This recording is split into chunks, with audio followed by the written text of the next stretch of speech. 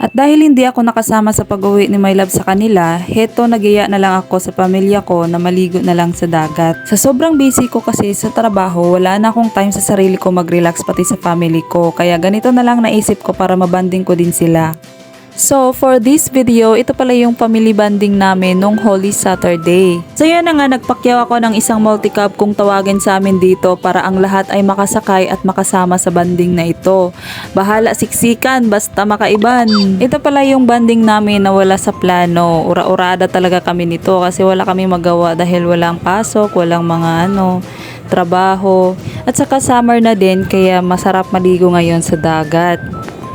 At ayan, binidyohan ko tong mga batang ito kay pangagara man, hindi pa daw sila nahihilo sa biyahe pero after this,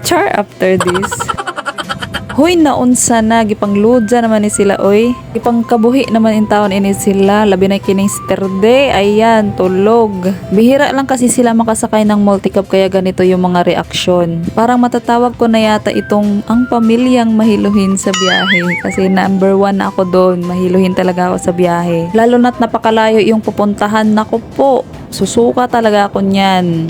Anyways, andito na kami sa Banbanon Beach at papasok na kami papunta sa dulo dahil andoon pa yung dagat na pupuntahan namin. So bago ka papasok dito ay may maniningil doon sa entrance ng 10 pesos per head para sa entrance fee. So ayan, napaka good timing talaga ang pagpunta namin dito dahil maaraw.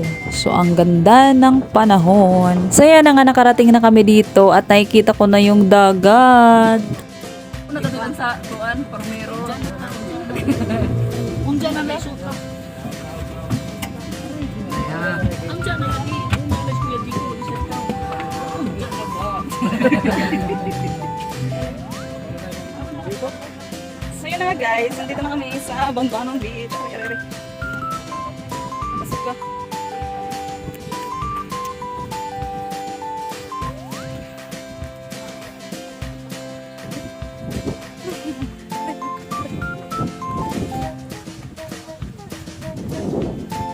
Dito talaga kami sa Banbanon Beach palagi nagpupunta kapag gusto namin magbanding at maligo sa dagat kahit malayo kasi napakaganda naman talaga ng mga views dito at hindi masyadong crowded ang mga tao naliligo dito tuwing Holy Week. At isa rin sa mga rason kung bakit pabalik-balik kami dito dahil napakalinaw ang dagat dito. At ayan, nagrent na din kami ng cottage sa halagang 300 pesos para hindi kami mainitan dahil tirik na tirik yung araw, sobrang init talaga. So as you can see, sobrang init na talaga ng panahon, parang ang sarap na maligo pero pinipigilan ko sarili ko, Diyos ko Lord, baka kasi mangitim tayo bigla. Kakarating pa lang namin ay hindi na mapigilan ng mga chikiting magtampisaw sa dagat kaya tuwang-tuwa talaga sila na nakalabas ng bahay.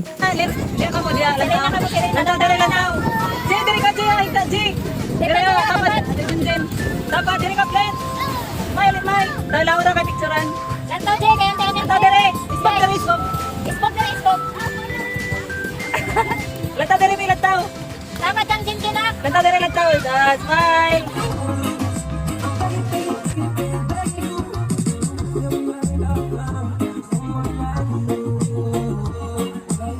So ayan, naluto na yung inihaw na isda at karne at titingnan din natin yung iba na dala nila. So ayan, prepare na ng ating mga engineers ang ating kinilaw ay sinuglaw pala. So ayan, ginamekos-mekos na nilang ang sinuglaw at nagdala din pala sila ng guso na salad. Iba din talaga pag ang usapan ay magdala-dala ng pagkain. Kay muntik naman makumpleto ang duma na unsa na. May nagdala ng kamote, kalibre or balanghoy sa Tagalog, saging at karlang. So ganito talaga ang resulta kapag ang usapan ay magdala-dala ng pagkain. Hindi mo talaga alam kung anong dadalhin nila. So buti na lang talaga nagdagdag kami ng pambili ng ulam para madagdagan din yung mga dala nila. Kay purya budyag ra bagajud kini ang mga kadaghan ra bagajud namo. So angay-angay ra lamang intawon.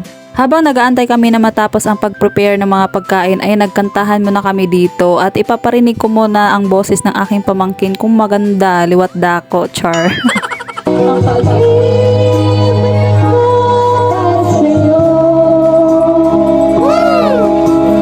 So maura to, ato na lang pabitin-bitin kay basin mahali na unsa na. So ayan, ito na yung pinakahihintay namin, ang kainan na. So nagpray muna kami bago kami kumain at nag-lead ng prayer ay si Manay Dodong, ang panganay namin. So ayan, let's eat mga on guys. After namin kumain ay nagpipicture na lang kami dito para naman may remembrance kami puhon. So makikita talaga dito kung gaano kami karami, kung gaano karami ang anak ug apo ni Mayang. At take note, hindi pa yan kompleto, mayroon pa yang kulang. Kasi nasa malayong dapit pa kasi yung dalawa kong kapatid. So ayan, shoutout pala kay Manang Ninin at saka ka Manang Liklik. Umuwi na kayo para makompleto na tayo.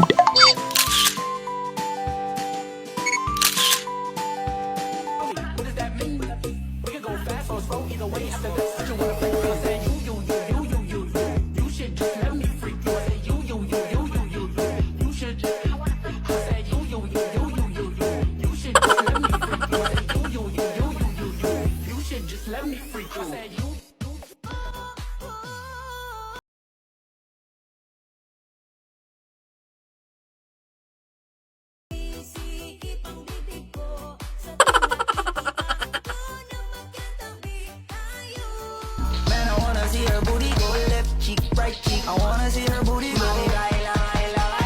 Baby girl, just move if you wanna. Shake if you wanna. Sige, alugin mo. Do what you wanna. Twerk if you wanna. Kabog lahat ng nakatingin. Shawty, why you so fun? Did you got it from your mama? Ass like Coco, taas hanggang baba, ha? Alam ko naman, palabang ka talaga, ha? Hindi ko titigilan yan hanggang pag napalagabong na si ate. Sobrang swabe, ang salba. So yan na guys, umuwi na sila at nagpaiwan kami kasi gusto pa namin magmuni-muni at magpahangin pa sa tabing dagat. Pinauna na lang namin sila kasi marami silang dalang bata at saka mag-aalas 4 na rin ito at malayo pa yung bibiyahein nila pa uwi.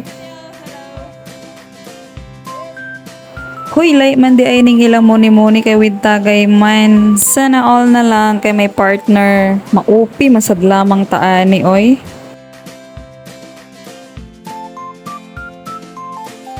Bahala sa amo anay diha kay ako mag-inusara ko diri magmuni-muni kay wala man ko'y partner kaluoy sab. So maura to among video guys. Thank you for watching. Bye-bye.